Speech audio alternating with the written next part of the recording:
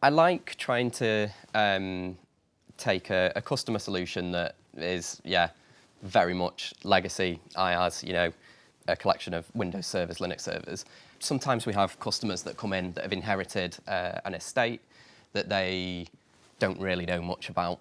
And we've had a couple of engagements where we've had to sit down with them, effectively run through all of the resources that they've got deployed, all of the servers that they've got deployed, and I usually find that it helps to break it down into applications rather than thinking of a server as this server does X, this server does Y. It's no, this collection of resources makes up this application. And once you've broken it down into applications, then you can start to look at how we can kind of utilize more of the PaaS resources. So is that something that we can legacy application that we can take into app service plans, and is it a traditional remote desktop services, and can we move them onto Azure Virtual Desktop? Because they're the more interesting parts of Azure, and usually where not from just a cost saving or cost management perspective, but from the auto scaling up and scaling out capabilities. It makes it a lot more reliable. So that's what interests me the most. So yeah, it's a really interesting point that Will mentioned there, and it's something that we take that insight of understanding a customer's applications and specific applications within their environment and how we monitor them on an ongoing basis. So we do provide monitoring across the whole of the infrastructure and environment on an ongoing basis, but what we also create is specific insights, so we can see how a customer's application or department is working throughout the whole infrastructure as a workflow.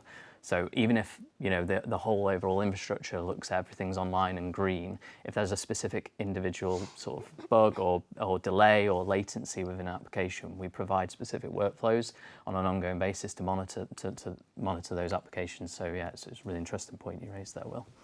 Yeah, good stuff.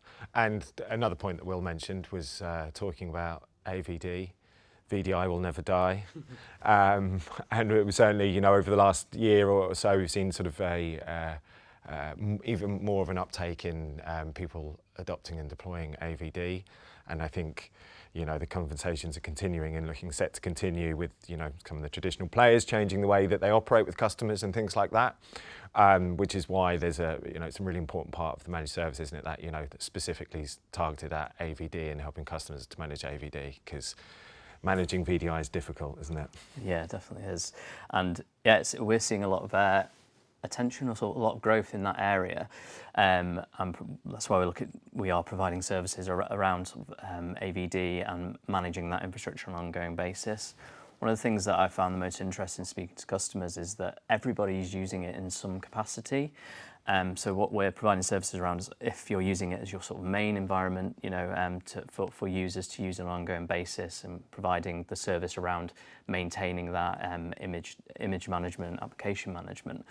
But the other side that customers are also using it for is almost like a DR platform, making sure that they've got an environment that they can use, say, if they're loss of site, loss of office, whatever it may be, in that sort of business continuity scenario. They've got a secondary platform they can switch users over to, which I'm finding is actually really interesting in terms of customers having to maintain that secondary platform, because they know how easy it is to spin up and use and get users switched over to it if there's a massive loss of devices, or they can't access their office, for example.